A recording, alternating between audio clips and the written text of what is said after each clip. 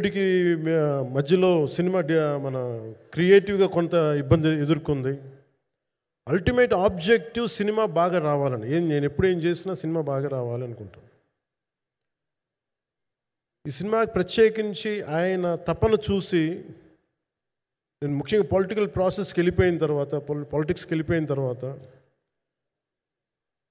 Direction అని వీటికి దూరమై క్రియేటివ్ పార్టీకి దూరం అయిపోయిన తర్వాత, పాలిటిక్స్ నా ప్రైమరీ ఫోకస్ అయిపోయిన తర్వాత మళ్ళీ దృష్టి పెట్టి సినిమా కావాలి మీరు చెయ్యాలని చెప్పి నా దగ్గరికి వచ్చి కోరుకున్నప్పుడు నేను ఎంత బెస్ట్ ఇవ్వగలను ఆ సినిమాకి అంత ఇచ్చాను. నేను అంటే నా బెస్ట్ ఇచ్చాను. అంటే నేను అంటే అన్నిటికంటే కూడా నేను ఇవ్వలేనిది టైం ఇవ్వలేను నేను. కానీ అలాంటి పరిస్థితుల్లో ఒక క్లైమాక్స్కే దాదాపు 57 రోజులు షూట్ చేయాల్సి వచ్చింది.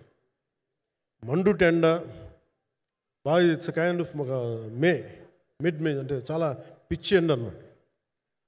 అలాంటి ఎండల్లో చాలా కాలం తర్వాత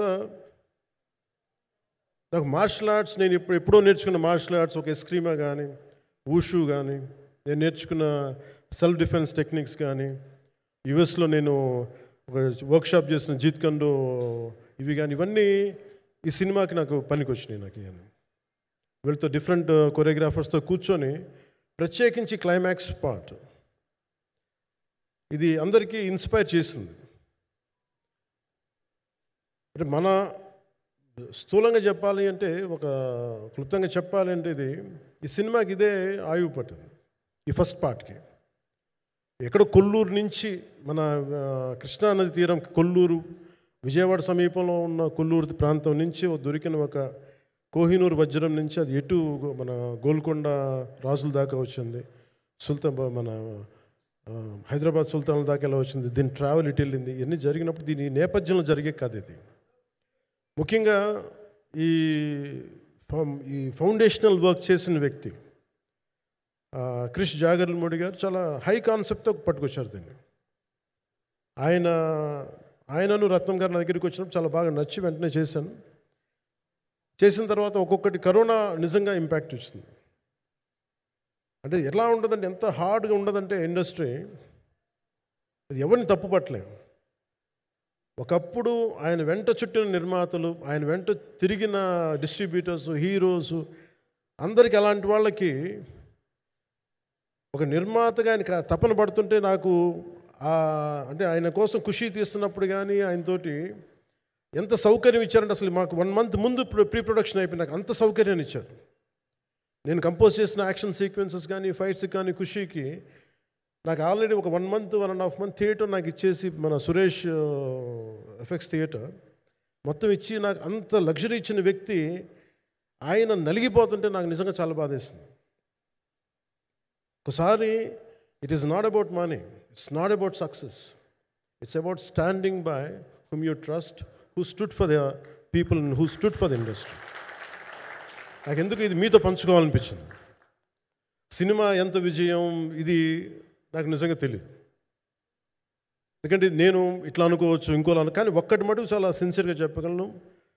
Krish came out with very good concept, చాలా హై కాన్సెప్ట్ పట్టుకొచ్చారు.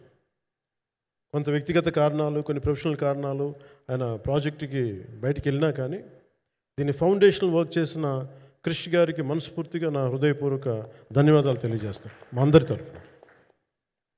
అలాగే తర్వాత స్టెప్ ఇన్ అయింది మన జ్యోతికృష్ణ గారు.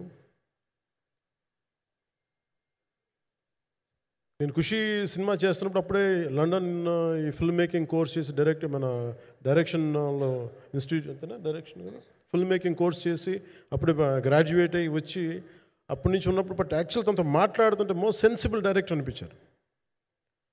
ఈ ఒక టైంలో ఏమనిపించిందంటే, బయట ఉన్న మాటలు కానీ అసలు సినిమా వస్తుందా లేదా బయటికి అని ఉండేది. కానీ మాకు ఎప్పటికప్పుడు నీరసం పడిపోయినప్పుడల్లా, నాకు నీరసం వచ్చేసేది. సినిమా అవ్వదా అనుకున్నప్పుడల్లా దీనికి ప్రాణవాయువునిచ్చిన వ్యక్తి కీరవాణి గారు. ప్రతిసారి నేను వర్క్ చేసి, నేను ఎందుకంటే సినిమా చివరి దాకా నేను నమ్మను ఎప్పుడు. నేను ఒక సినిమాని నేనేం నమ్ముతాను, చిన్నప్పటి నుంచి వెరీ ఫార్మేటివ్ ఇయర్స్లో నుంచి కూడా ఒక మంచి సినిమా గురించి నువ్వు మాట్లాడక్కర్లా, రిలీజ్ అయితే బాగలేకపోతే ఎలాగ మాట్లాడక్కర్లా. అందుకే నేను ఎప్పుడు సినిమా క్వాలిటీ మీద దృష్టి పెడతాను తప్ప ఇంక మిగతా వాటి మీద మాట్లాడను. అందుకే నాకు ఎప్పుడు ఈ మాట్లాడటం అనే దాని మీద ఎప్పుడు దృష్టి పెట్టలేం. కానీ ఫస్ట్ టైం ఈ సినిమాకి చాలా అవసరం అనిపించింది.